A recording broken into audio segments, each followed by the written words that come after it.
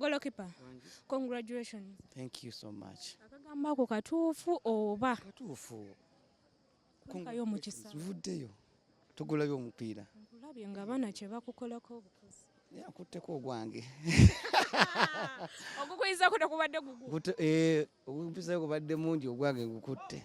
Omupiira guno abantu bakumanyi ng'omusajja omuyimbi, ng'omusajja ow'ebintu ebirala byonna, ng'oba bakutwala nga DJ. Omupiira guno ogutandika ddi era oguyiga otya? Kuva buto? Gwagala nnyo kuva buto omupiira ngwagala, omupiira gwansomesaako, bamanyi essomero lye bayita Dikke eriri e Masajja eyo. Nasomerayo kukolwa mupiira nga ndi ku scholarship, abamanyi essomero St Jude Primary School nasomera mupiira. Kugamba nze omupiira gwanyambako nnyo ku school fees. Ngere gyeri nti ebiseera ebisinga school fees yali atutawaanya nnyo olwa muzeeyi wange ovaawo, naye omupiira gwanyambako nnyo mu bintu by'okusoma. Olunaku olwaleero mubadde ku ki wano? Mukulu lwa miti yeesimbyewo Saidi Zene Nakawa. Kakati bano abantu b'ebbanda abadde azze okubalaga nti ye atambulira wamu ne basereebu, engeri gyali nti yali mukozi wa ku TV, tubeere naye mu kuyimba ne mu kupiira tusamba naye, so watuyita guno gubanga omulanga basereebu mujje tugende abantu b'ebbanda tubalage nti singa bano balonze lwa miti atajja kwongera obba wa entertainment ey'amaanyi kuba ffe abayimbi ffenna aba tiktokers ba comedians tuli mabega wa lwa miti.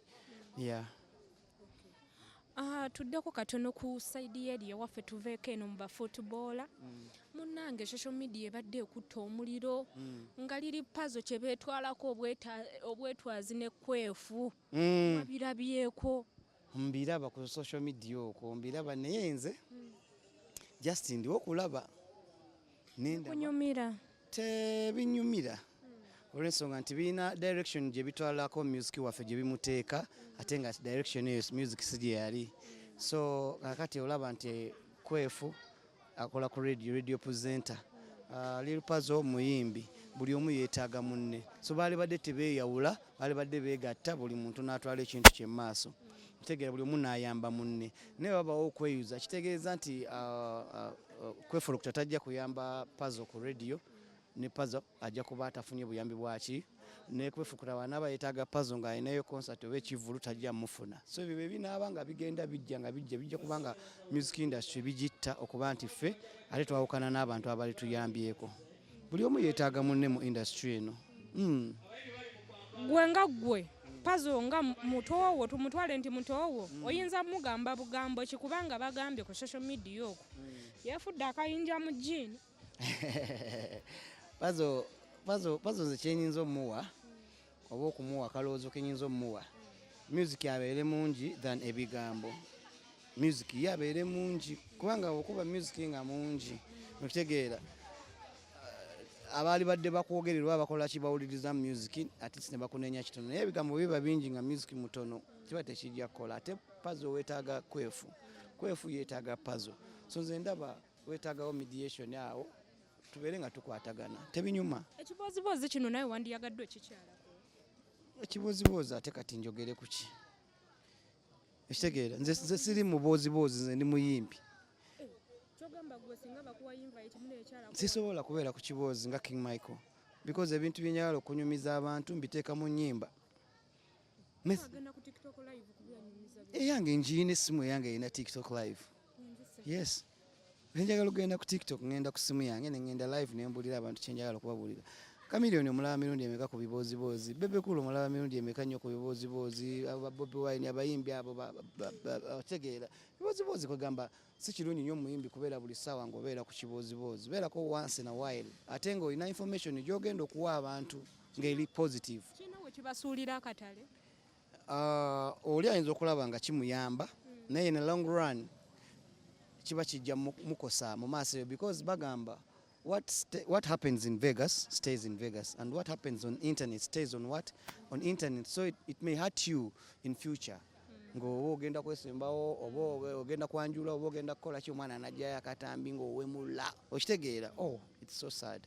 Ne family yo ozadde abaana ebintu by'oku internet tebijja kuvaako. Ebula nze njogeredde emyaka nga 2 ku media kuno munnoonya n'enjogera ne towulira bantu nga bamblaminga because byenjogera nsooka bisengejja. so omuntu obeera over excited mu kwogera oyogere byonejjusa. It is bad. Abayimbi bano oyinza bbawa bubaka ki abatuula ku TikTok live ku kiboozibozi okuva ku ssaawa 4 paka ssaawa nga 8 nga bameggula ebigambo ebyakula. Abayimbi abatuula ku biboozibozi ne muwemula eyo direction yemututte enfu.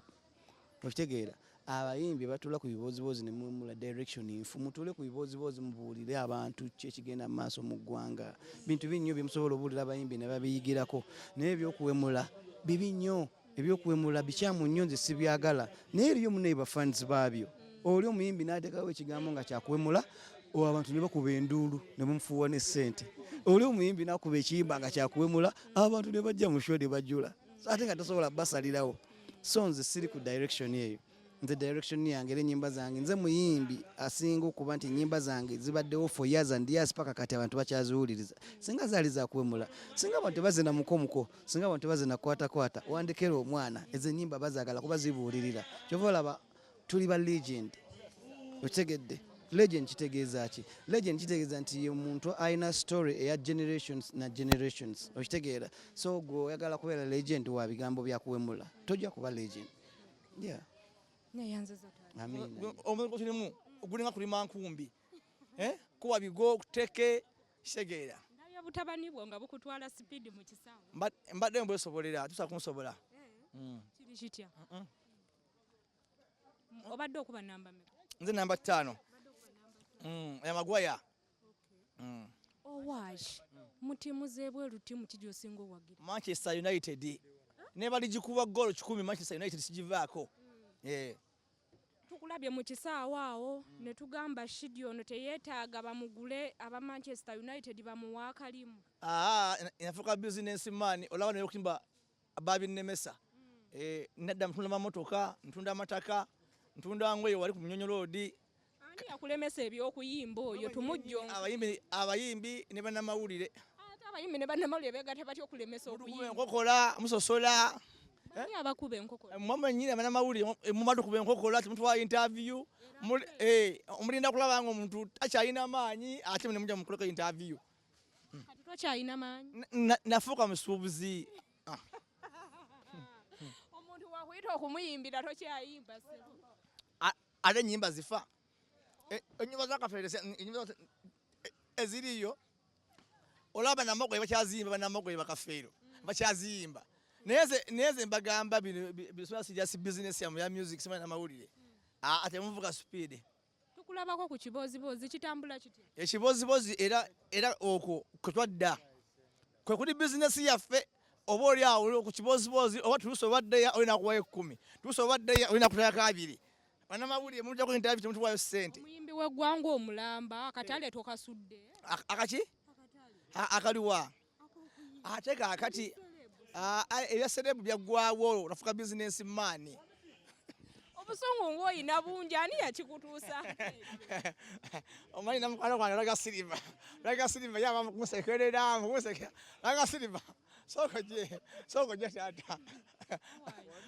Ani yakikutuusa? Omunnamawulire ono mugamba muno abayimbi bakuba ekikono simanya bumula endongo ya Shidi style yadda mulanda ino fashion endongo afuka business man gwe bonjagala nsanga mu ngoye nsanga mu motoka nsanga mu mataka nera nga bwe muwaka zindalo kana ayinza okukwabya ayinza okukaaba wabadde ludda ntungamu